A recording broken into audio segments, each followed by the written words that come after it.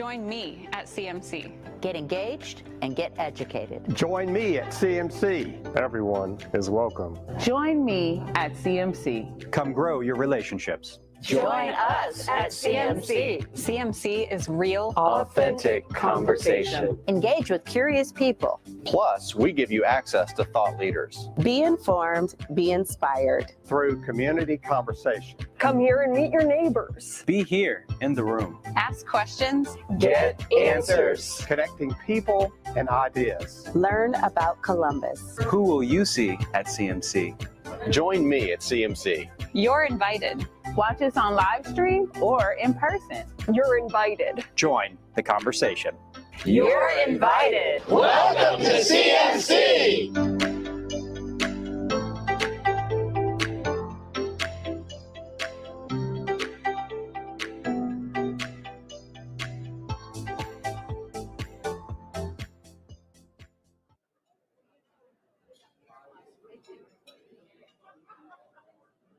Good afternoon and welcome to the Columbus Metropolitan Club.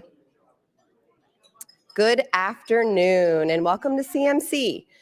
Founded in 1976 by 13 visionary women leaders, CMC's mission is to connect people and ideas through community conversation. To carry out its mission, CMC explores public policy issues, current events, and lessons in leadership at forums like today, every Wednesday. From its beginning, CMC has welcomed everyone. I'm Kristen Easterday, Director of Communications and Public Affairs at the Columbus Regional Airport Authority, and I'm also a board member with CMC. We are so pleased to have you with us today. Let's begin by meeting our newest CMC members. From the Columbus Dispatch, please welcome Haley B. Miller, Laura Bischoff, Edwina Blackwell Clark, Charlotte Joseph, Anthony Shoemaker, Anna Staver, Adam Trabitz. Plus, we also have Kelly Stevel with the Wexner Center for the Arts, Donna Goss with OSU's Department of Planning and Real Estate, Sherry Paprocki with RS Rock Media, Elizabeth McLean with the American Electric Power, Isabella DeSabato with the Gateway Film Center, Melissa Noel with Taft, and Garen Veris with the Ohio History Connection. Please help me welcome all of you to CMC. If you are not already a CMC member, the question might be, why? If you think CMC membership is expensive, you might be a little surprised to know that it costs less than $17 a month. And doesn't everyone look better in one of these stylish green name badges? Please take a moment to look at the backs of your forum flyers. You will see the organizations that provide the not-for-profit are CMC with half its annual revenue. And to join these sponsors, please see Lainey Cuthbert with CMC. And she was in here, but she is probably right out front, so you can see her up front. So before we begin, I have a few important thank yous. So first, I would like to thank today's forum sponsor, The Ohio State University, and thank you to the Columbus Dispatch for supporting today's forum. And we would also like to thank the Center for Human Kindness at the Columbus Foundation and the Columbus Dispatch for presenting today's live stream. So please help me thank all of those who supported today's forum sponsor.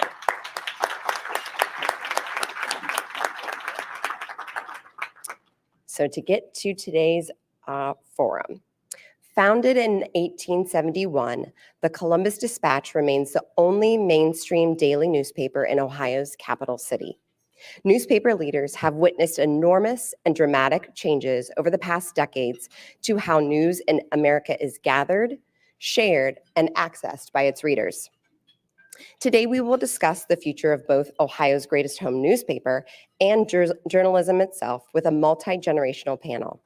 Please help me welcome today's distinguished speakers, including Edwina Blackwell Clark, Executive Editor of the Columbus Dispatch, Amelia Robinson, Opinion and Community Engagement Editor of the Columbus Dispatch, and our two hosts, Nicole Kraft, Associate Professor with the Ohio State University School of Communication, and Jessica Langer, Editor-in-Chief of the Ohio State University's Lantern Media Group.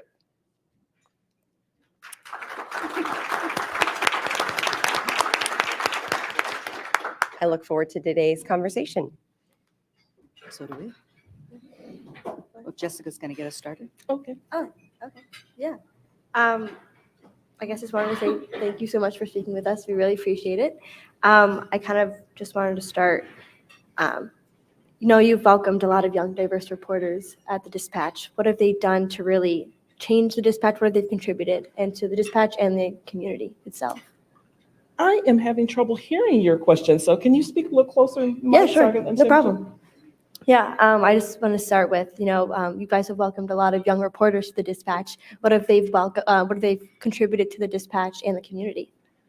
Well, first of all, good afternoon, everybody. It's critically important to have young talent. Okay, we represent an entire community.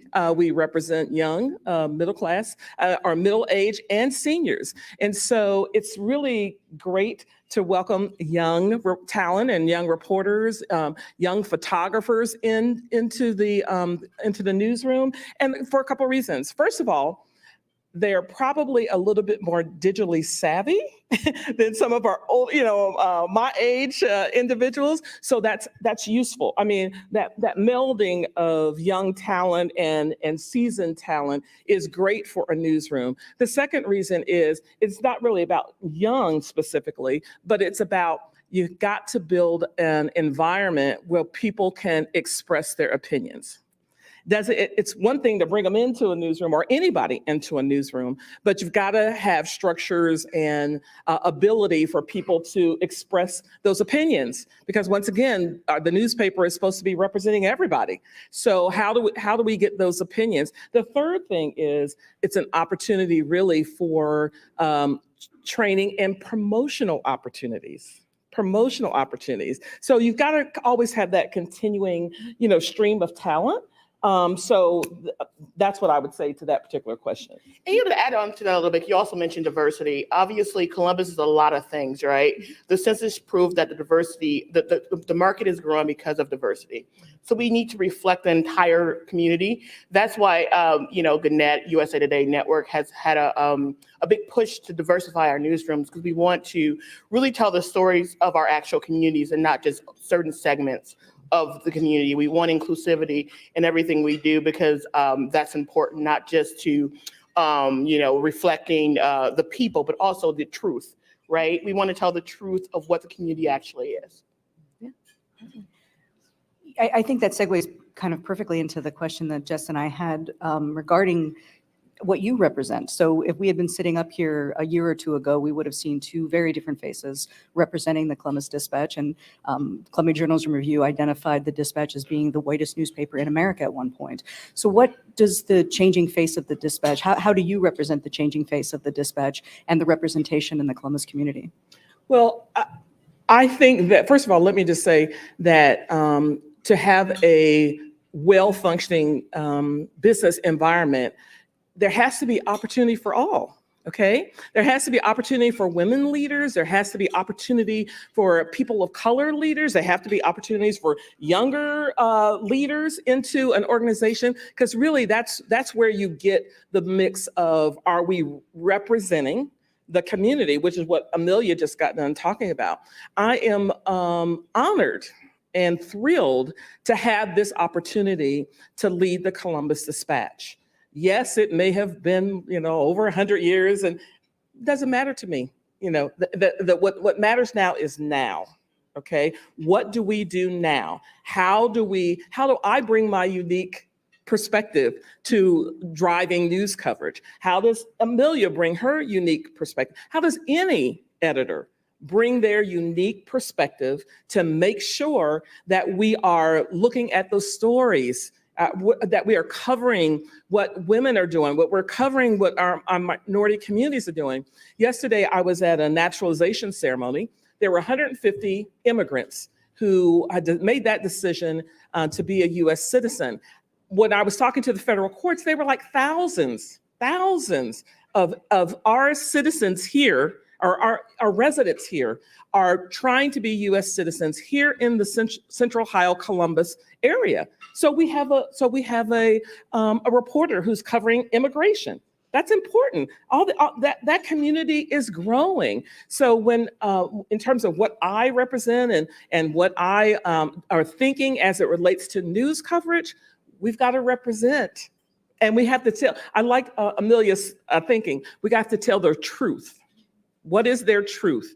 What are the issues? Because historically, that's part of what newspapers do, which is if it's underserved community, shed light on the issues that are happening, celebrate the successes, talk about the issues that are going on in a community that the broader community needs to know about and needs to care about. So all of those things, specifics that I talked about, really fall into those key things that as a news organization, we did and we should have done 10, 20, 50 years ago, and we will do now and going forward. And to tell the truth, like there were opportunities years ago that people who look like me maybe wouldn't have gotten, not just in Columbus. I don't want to talk about Columbus because I don't know that to be true, but there's opportunities in newsrooms that, you know, people like me would not have gotten.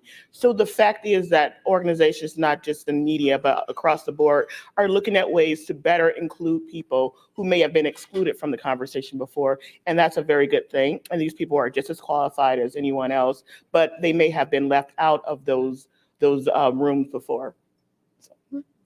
Yeah, you guys spoke about what the role of media organizations are in society. And today, journalism isn't the same what it was years ago. It's constantly evolving. What do you think the role is of journalism today?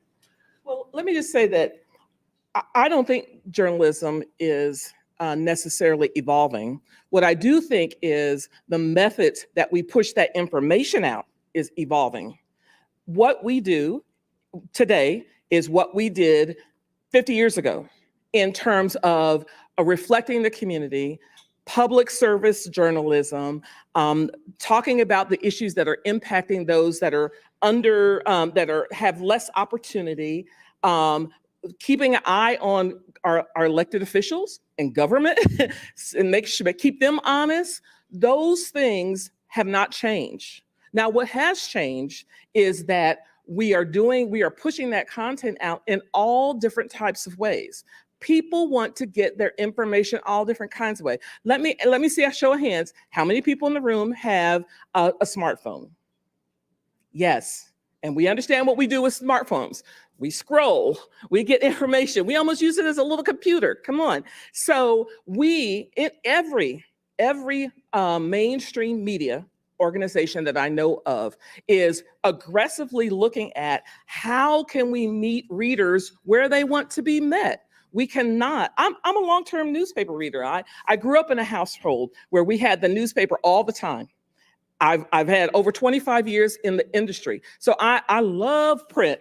I love that newspaper.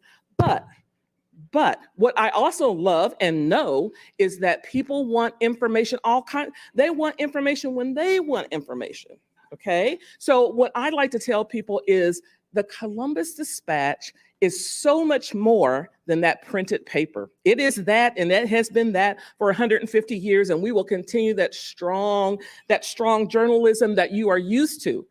But you can get information via audio podcasts. You can get information via video. You can get information via newsletters that are pushed to you.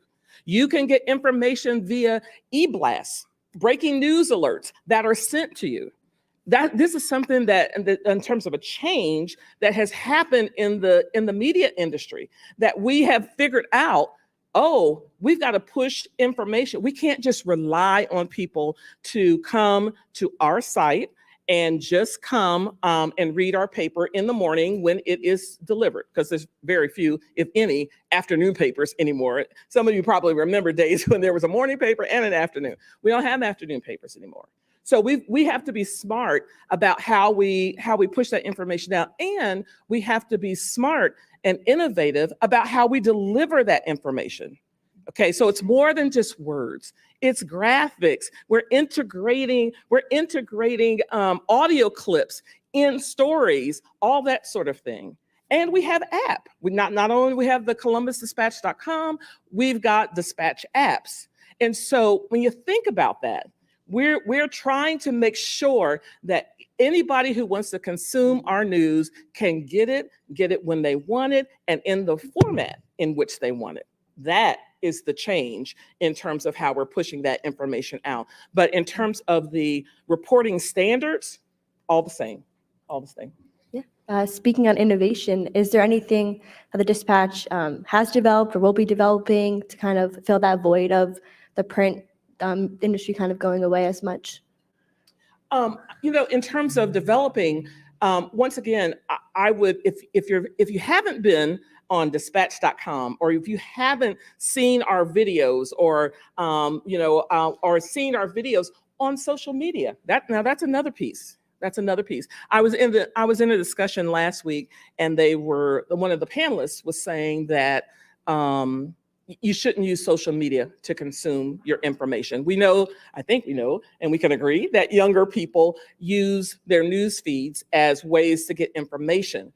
My perspective about that is, we know they're there. We've got to put our information there. Okay, we've got to put the solid journalism that we're doing, we've got to push that out. So in terms of innovation and different things, our conversation in the newsroom is, how can we do a vertical reel? How can we do a vertical video that we can use on Instagram? Well, we've never had that conversation 10 years ago, clearly, but we're having these different kinds of conversations about how we push that information out. And I will say too, we have a whole table of journalists from the Dispatch, and journalists. Let's give them all a round of applause. They just work every day. I'm not going to stop that. But we have some innovative people. Sheridan, one of our reporters, is Wiz on TikTok, and we have some folks who are doing some great things on Instagram as well. We have Danae, who is doing some really awesome things with marginalized communities. It's just really a different way to look at how you tell stories and where you tell stories. Like when it said, it's not just one platform; it's the whole kit and caboodle, because we want to go where people are. Because we can't expect people to come to us, and we can't expect people to, wait for news to end up on their front step, if that makes sense. Yeah. I guess one of the questions that we have, though, you actually still use the term newspaper, and I think a lot of us still use the term newspaper, but the Dispatch news that would come to my doorstep now is 2 days old when it's in print form. When I looked for election results, I'll be frank with you, I didn't go to the Dispatch. I went to other sources that gave me the information more readily. Well, that was your mistake, because we were first. We were first to say we had everything right. But anyway, go ahead. Dispatch.com had it right first. Let you finish your question. That'd be great. And then I'll respond. Would you consider the Dispatch to be a daily product now? How do you define kind of the news element of it, and how and where we receive news, and kind of going off what you mentioned about social media is not going to pay the bills, which is what we found when we all went onto social media and we all gave our news away. We put up websites for free, but that really compromised our ability to pay for news. And I think the shrinking staff of the Dispatch is evidence of that. So help us understand how we marry our expectation for news with the reality of what we're now receiving, where we have to go out and seek it, and it's not necessarily formulated in a package that's easy for us to consume. Well, I would say for everyone, once again, I love print newspapers, but if you are just looking at the print newspaper, and if you are just relying, as we had decades ago, but you're still just relying on the print newspaper for your breaking news and things like that, that was a great example in terms of election coverage, then I would respectfully suggest that you readjust what your expectations and what everything is. All of that breaking news coverage, that immediate coverage, all of that, it's online. It just is online. Because when you look at print deadlines, once again, we're in a different environment than where we were before. Okay, when we were before, we didn't go to press till midnight, and people's expectations. Once again, I'm driving this from the viewpoint and the need of the audience. In the past, people's expectations were, I'll wait for the 6 o'clock, the 11 o'clock news, and the newspaper in the morning. So let's talk a little bit about the other mediums. TV, 4 o'clock news, sometimes 4:30. I'm in the morning, 5, 6, 6:30. Then they're coming back at noon, 4 p.m. substations, 4 p.m., 4:30, 5 o'clock. they've added all of these times, once again, because they are reacting as we are. We're reacting to when people need and want information. So once again, I would respectfully, to answer your question, ask you to adjust your expectations. You want the breaking news, you want to hear about election results, you want to know about Ohio State, you want to know the commentary that our fabulous sports staff is doing about Ohio State and the Buckeyes. Got to go online. You have to go online. I need to it's add there. need to add the Blue there. Jackets to that since Bailey Johnson's sitting right in Okay, front of right. us. All right. But it's there. It's there. It's just in a different, it's there quicker. It's just in a different place. Well, I do It's have just to in a ask different though, place. why should we get the dispatch delivered then? So, that's one of the things that I think we're struggling with when it comes to a print product. And I do actually, in other cities, the print paper still comes in a timely manner in the sense that the news is not 48 hours old. And so I'm curious, what is the plan for the print version since the news is really not as timely as we need it to be? Right. I don't have any changes out to announce as it relates to plan for the print version. Why should you get the print versions? First of all the stories that are in the newspaper are not online. If I'm not saying that everything in ABCD section is online. That's not what I'm saying. I'm saying the best stuff. I'm saying the most timely stuff. All those things are online. So all those other things are not online. Crosswords are not online. I'm just on the features section. Comics are not online. TV is not online. So everything is not online. That's the first thing. The second thing in terms of getting the print product is from the advertising perspective, okay? The print vehicle, not just in Columbus, but everywhere, the print newspaper is still an extremely strong advertising vehicle for local advertisers, okay? Think on Sunday, preprints, those sorts of things. I'm just picking a day and I'm picking a specific scenario for advertisers. So that's why you should continue to have a print newspaper, because some of the things that you love may not be online, and still, once again, it's a great venue for local advertisers. So great news. Yeah. In line with the idea of it being spread on social media, the things are coming out so quickly online. Oftentimes, journalism and social media posts can be conflated so much to the point where viewers don't really know the difference at this rate. How can media organizations and the dispatch kind of combat this issue? Yeah, you know what, I've said this a couple times, and the role of journalism is so critical today. When you think of the last, I'll just say 10, 15 years, and the rise of partisan viewpoints. Okay, you've had the rise of Fox, the rise of CNN, the rise of MSNBC, not just all that. Then you've got partisan websites and pundits and all of that. Just think how much that has grown. Just think how much that has grown in the last 10, 15 years. There is 100% a need for journalism that is objective and well reported. Right. You cannot get away from that. You cannot be an informed citizen without that. So it does look like it's all mixed together. So what I would ask you to do is, when you're looking at content online, you need to ask, where's that coming from? You need to understand the source. You've got to understand the source, because if it is a partisan view, of course you're going to get whatever side that you're on, you'll get that. If it is just a website, curating content from other places and all that sort of thing, and that happens too, you're going to get that. But you've got to have the objective news information. And there's not many places in Central Ohio and in Columbus specifically that you will get the depth of information about certain things than the Columbus Dispatch. And when I say Columbus Dispatch, I'm talking about all of our platforms. And really, like, when you think about it, like, I work in the realm of opinion, right? Mm-hmm.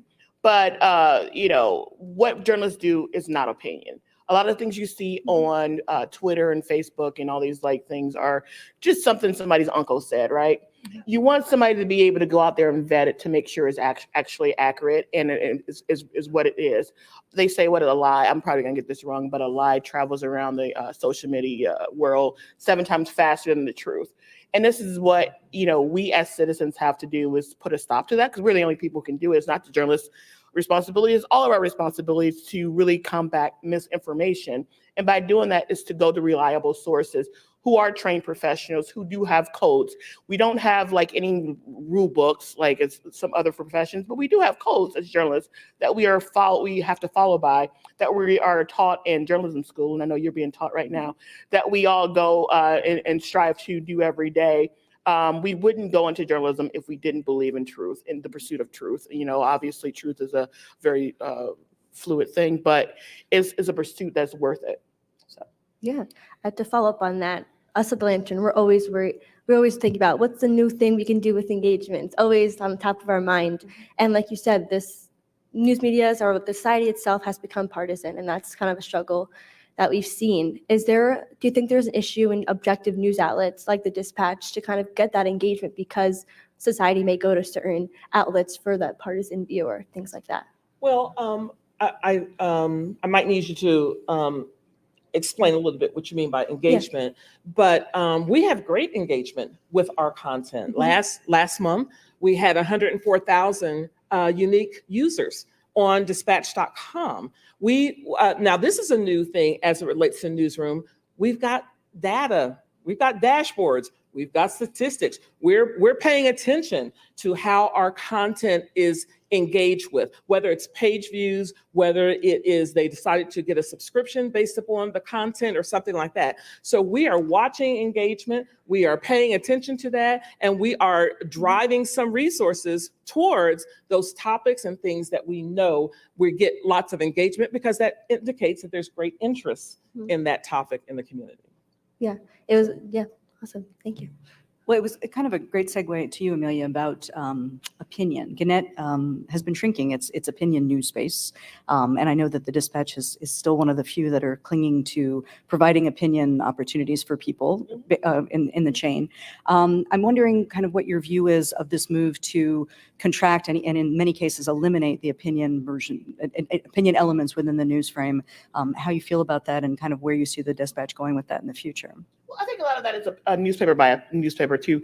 We do have a lot of, most of our newspapers, our larger newspapers especially, do have vibrant opinion sessions. It's more like an evolution. Well, there was actually, not to interrupt you, but there actually was there was an article in the New York Times about how Gannett specifically was eliminating opinion and eliminating opinion pages. So I do think it's happening. Yeah, what more they than did we was think. basically they stopped running it every day, but I was going to get to that point right there. Basically, opinion is an evolution of a way we do opinion, because opinion has been divisive the way we've done it. We've done it as an industry wrong in a way that furthers the divide that we have in our country, because it pits us against them too much, especially in some of the segments of some of the smaller communities we have, where it's basically like, this is my opportunity to yell at that other person. That's not serving democracy when you give people that platform. We have to be careful about what we allow out there, right? So it's an evolution. Old school editorial boards were very seen anyway in the world as very stuffy and I'm going to tell you what to do. That's not the approach I take. I allow people to present their points of view and have information shared with the community that can perhaps further people's understanding and perhaps further accomplish the goals we all have, which is a better community. That's the evolution of the opinion section that I'm trying to do right now, which is very complicated because some people don't like what I print or allowed to be run in the paper. But hey, I'm not here to reflect back to you exactly what you want to hear. I'm here to share opinions to further your understanding of other people in our community and what they might think of. Well, I think I'm going to ask you about this then. So do the it. editorial that I heard about the most was one from Donald Trump Jr., who was identified as, and I'm quoting, a businessman and author, and Donald John Trump Jr. is the eldest child of former President Donald Trump and the late Ivana Trump. And he wrote an opinion piece that was run in the Dispatch criticizing Tim Ryan in his race against J.D. Vance. And I'm just curious, considering how limited and valuable opinion space has become, what is your thought process in running a column like that from someone who's outside of our community, who clearly has a strong bias and is not that I dispute anyone having an opposite viewpoint, but what did that contribute to the understanding of Columbus and the race that he was involving himself in? Well, you know, now where Donald Trump Jr., whose father ran our country for, you can argue, still runs half our country.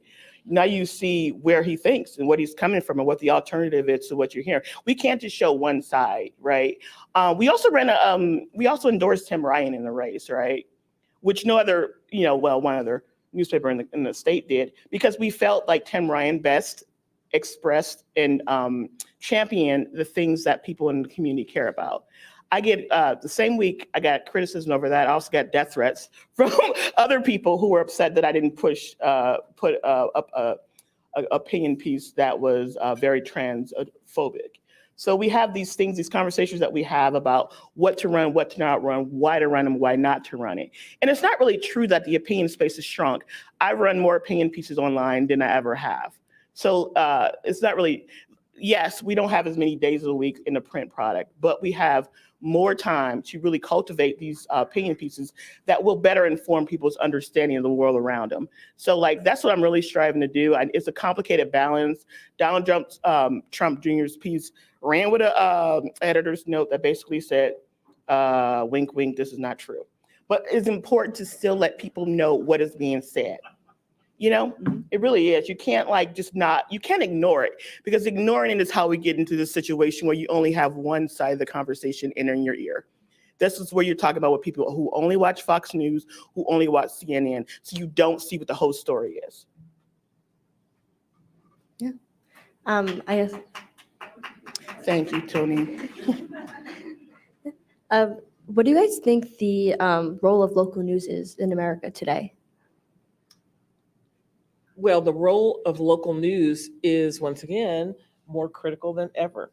Because if you think about it, in the past, there were multiple newspapers.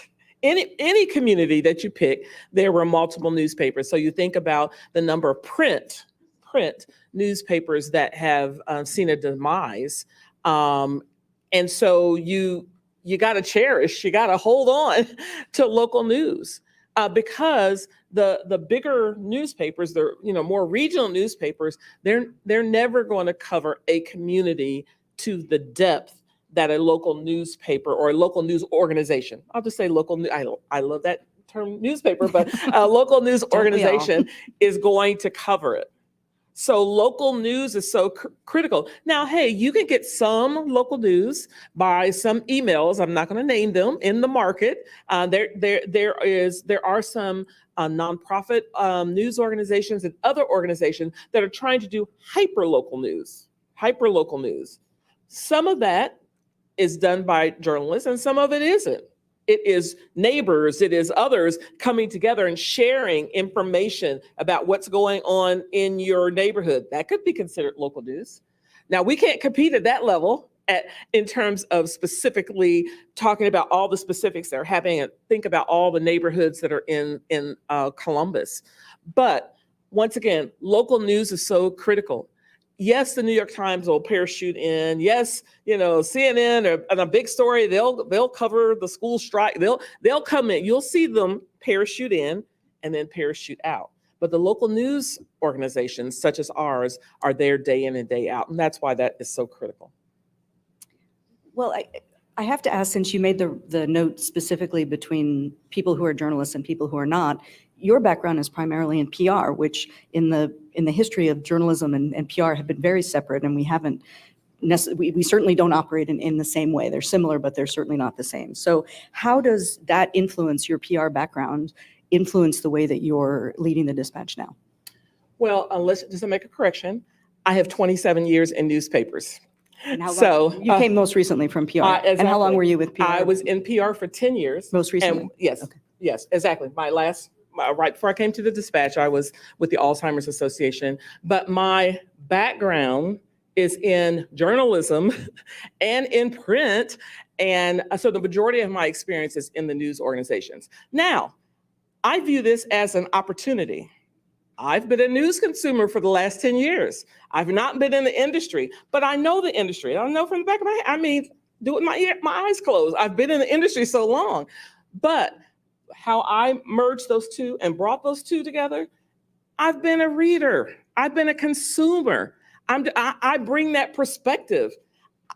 If anybody should care about local news, it should be I, because I grew up in the industry. Yet, there were times when I was busy, didn't read the newspaper. There are times when I'm getting sources from all other things. And I was like, I need to go to, what is the Dispatch? What's the Dayton Daily News? What's the New York Times? What is the Wall Street Journal? What are they saying about that? So my opportunity for coming back is I can bring that perspective into the newspaper. Okay, we know people are doing this. They're scanning to get information. Sometimes they just want enough to have a great conversation with somebody. People want to be informed. They want to have a conversation. They want to, oh, I got this and I want to share it, that sort of thing. So that is what has informed and helped me as I'm coming back into the industry. I want you to know, for somebody who grew up in the industry, here I'm still acting like a consumer. So we have to acknowledge the time pressures. We have to acknowledge the great cascade of information that is coming at everybody in all different ways. And we got to cut through that. We got to cut through that and create content that people care about, they want to know about. It makes them feel more informed and all of that. So that's how I have utilized those 10 years and brought that perspective back into the newsroom. But once again, most of my experience has been in journalism. So thank you. Sure. Where do you see the Dispatch in 20 years, and what kind of impact do you hope it has on the Columbus community? Man, if I think it's hard to kind of crystal ball 20 years from now. My gosh. But I do know this, and I'm hopeful of this, that we at the Dispatch today will continue to do. I just had this conversation with our leadership. We will continue to put out the best product that we can every day. We will examine those issues. Don't ever forget about the mission of why we're here and what we're trying to accomplish. Now, all this other little stuff, whatever, that's not important. Every day, there are thousands of people in this community that are depending on us, that want to know what's going on. And we got to deliver that. So when I hope 20 years from now that we will continue to be doing that, once again, we have changed how we deliver information, but the mission has not changed. The need for strong reporting, the need to look at records, all of those basics and tenets of journalism are still there. And my hope is that 20 years from now, they will still be there, because there will still be a need for the objective journalism and local news for a community. Awesome. Thank you so much. Sure. We'll move to questions from our live stream and in-person audiences in just a few minutes. If you have a question, please make your way to the microphone now. If you're watching online, please type your questions into the chat. Before we take audience questions, we have one more final question. So, I think I look around the room. How many of you are newspaper readers? And I use the term newspaper specifically. Like you like newspapers, you like the touch of them, you feel of them. What? The print, newspapers, that you like newspapers, you like that feeling. It feels like we've lost something. I don't get the Dispatch delivered to my door anymore. I read it online. I even read the PDF version. But I do feel like this evolution it's pulled us a little bit away from our community, in the sense of we all once read the same thing. We all once had the same reference point in which we could pull information and what was important to our community.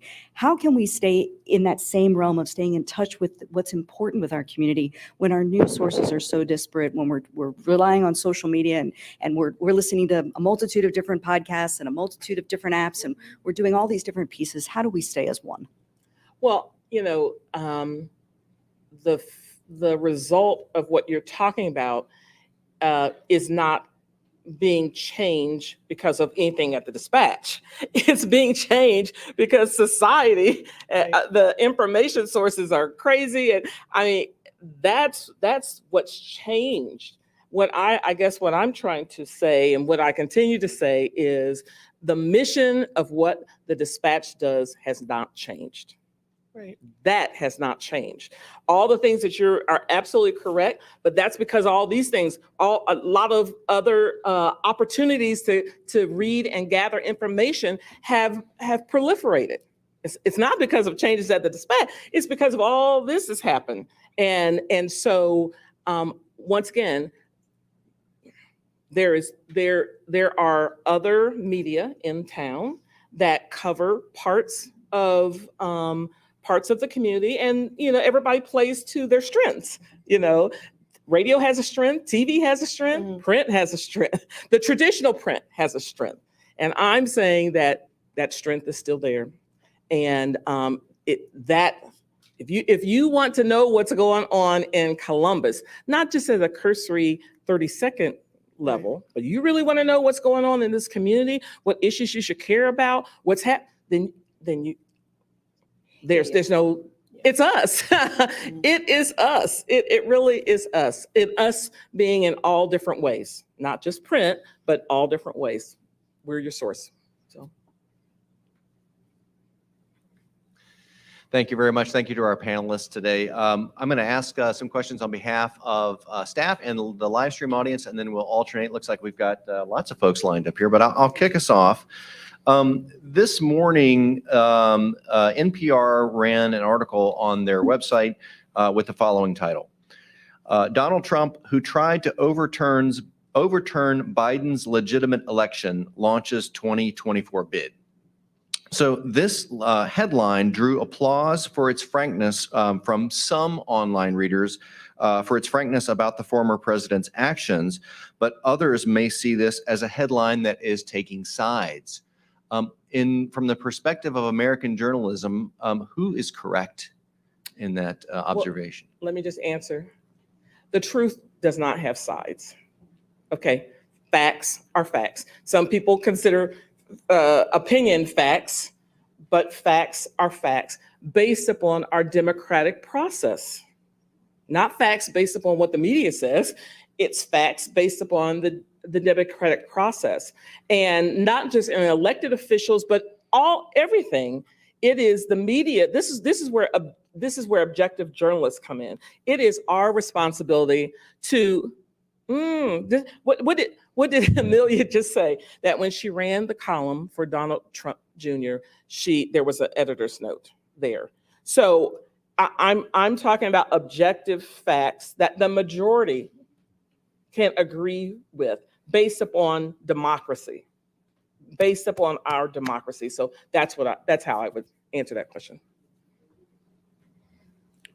Hi, I'm Tricia Strahler, and I am a proud graduate, as you are, from Ohio University with a degree in public. Yeah, both of us. Well, my degree's in public relations, and I just want to set the record straight that there was very little educational emphasis put on public relations. When you got a degree in PR from OU, you got a degree in journalism, period. So, but I wanted to know, because journalism has evolved since those days when Drew Everett, grilled us with our ethics and that kind of thing, to being more entertainment oriented, and people who aren't savvy to how journalism is reported can sometimes fall into the echo chamber and fall into the whole issue of, this all sort of went down the tube when news became entertainment instead of news. So what responsibility do journalists like yourselves have to educate, and myself, to educate people to look for both sides? And what responsibilities do you have as sort of the last bastion for making sure that you are being impartial and you are being fair and you are representing both sides with no wink winks? Well, I would say this. I would say that in a lot of ways, journalism has failed America. There is a reason that we're in the First Amendment, because we're important to serve democracy. And in a lot of ways, because of what you just said, we've allowed it to be morphed into this entertainment, like this whole, like, you watch election night, it's like a football game, basically. You're watching, it's like, is my team up? And really, that's not what it should be about at all. So it's our responsibility to do what we can to shift that individually. It might be hard industry-wide, we have to have more of a push towards ethics and like what we actually stand for and how in the role we play in democracy. We can never let that slip from our minds. I have taken a lot of punches for being a journalist, but I truly will take them all because I believe the craft is so important, not just to the local community, but to the nation and to the future. I don't believe we are the last bastion of journalism. I think there's this young lady right here. I just call you a girl, you're not a girl. It's proof that the future is sound because young folks want to join this fraternity of journalists who are really out there seeking the truth. So we need to deepen our connection to our community, make them know that we are citizens, not just these talking heads, these people who are going to tell them what to do. We are part of the community. We care about the community. We are Americans. We are Americans in the form that we will put our lives for the service of the truth. And that's a weird way to say it. I don't want anybody to think we want to be shot or anything like that. That's weird. But we will stand up for democracy. So. I'm Carol Looper, a never retired journalist. I get the Columbus Dispatch hard copy every morning, have for more than 50 years, intend to continue. My reasoning is I want to support the reporters and the journalists because I do believe that they are the people who keep us in touch with the truth. But I have an editorial question. Number one, why are you only having the Dispatch editorial page on a couple of days? And number two, in today's Dispatch, there were 3 editorial comments, 3 letters to the editor, 2 of whom I recognized as regular contributors. How do people get their letters to the editor read and in the paper? Well, for the second part, you send it to letters@dispatch.com. We look through all the letters we get and we choose the ones that are rational to print. Some are irrational and we don't print those, as you can imagine. The second part of your question is that was a decision that was made Gannett-wide.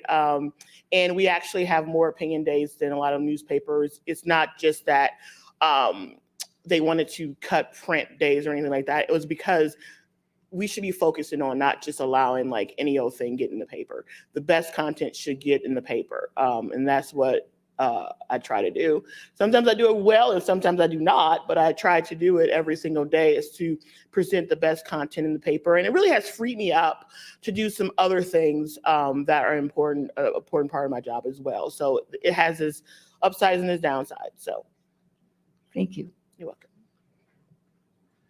Good afternoon, Mike Hockren with Mid-Ohio Food Collective. And first, a thank you to the Dispatch and especially the opinion section for helping us keep the face of food insecurity in front of this community over the difficult past year. Recently, Edwina, you were talking about journalistic responsibility, and I'm curious, as the sole remaining print newspaper circulator in our capital region and understanding Columbus as the sort of the growth engine of Ohio, what unique responsibilities does the Dispatch have in terms of covering both actions at the State House and issues of statewide concern, and how effectively are we doing that today? Well, I'm pleased to say that Anthony Shoemaker, our editor over our political and State House coverage, is here.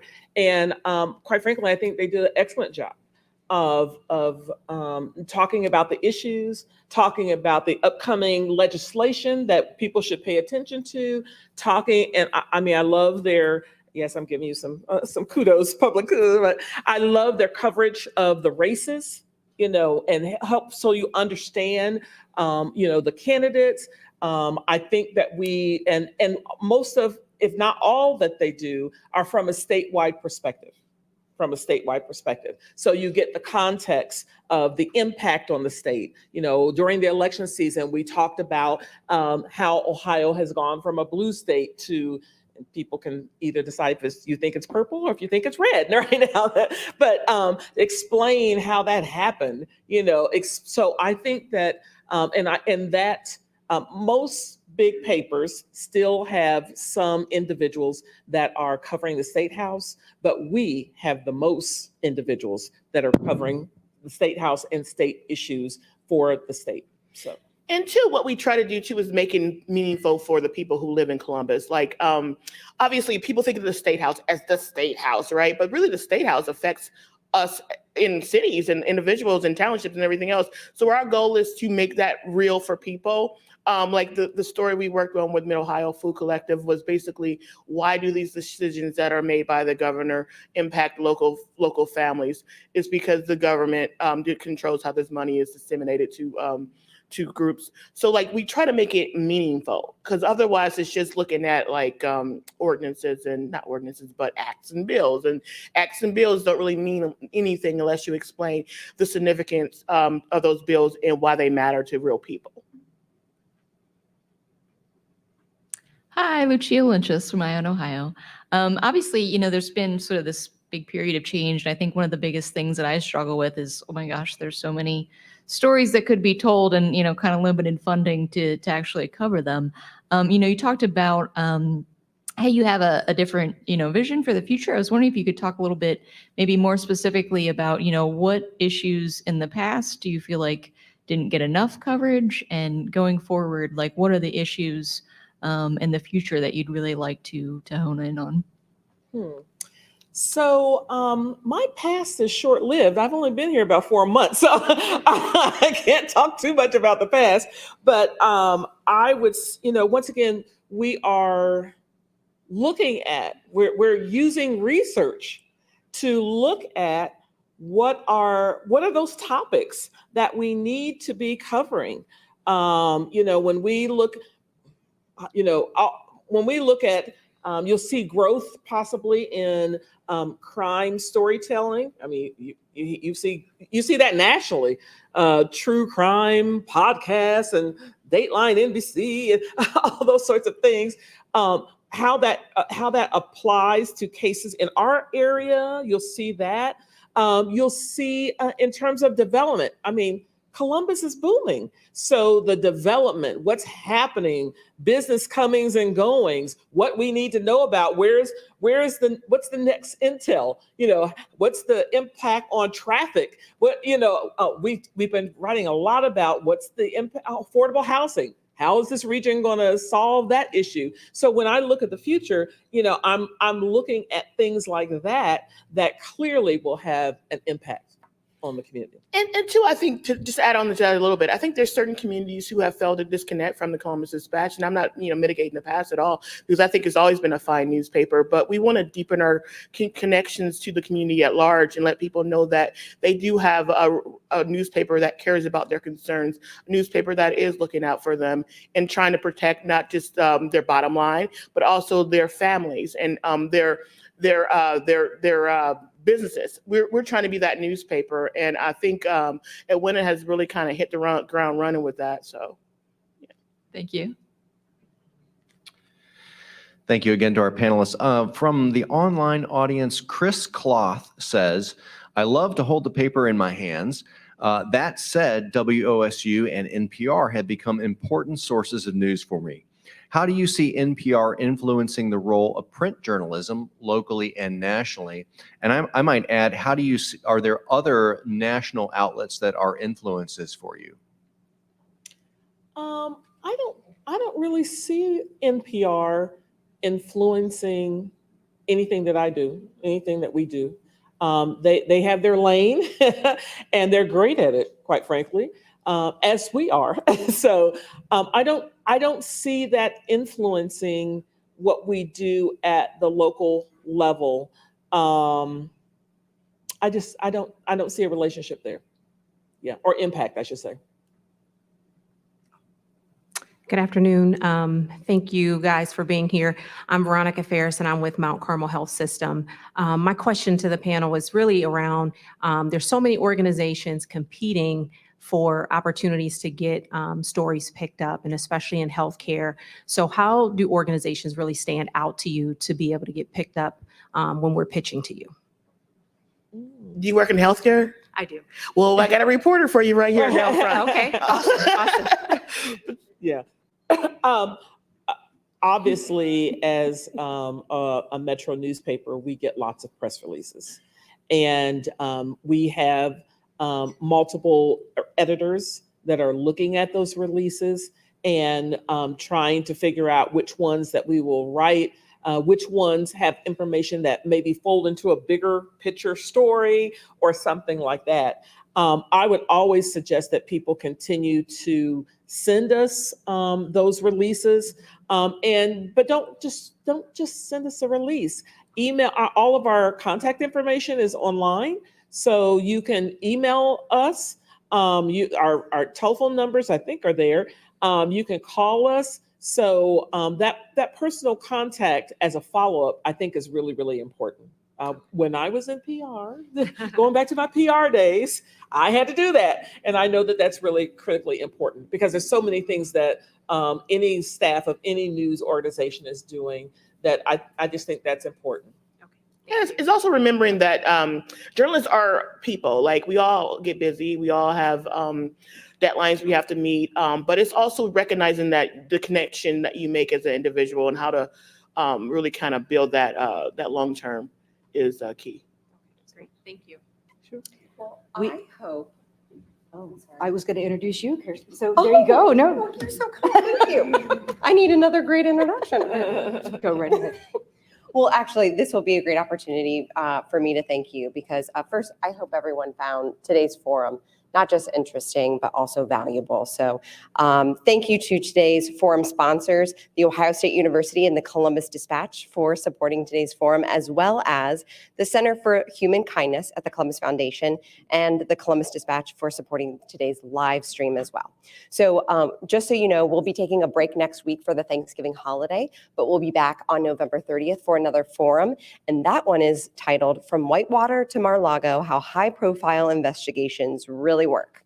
So I would like to thank our speakers today, Edwina, Blackwell Clark, Amelia Robinson, and our hosts, Nicole Kraft and Jessica Langer. Thank you so much. And enjoy the rest of your day.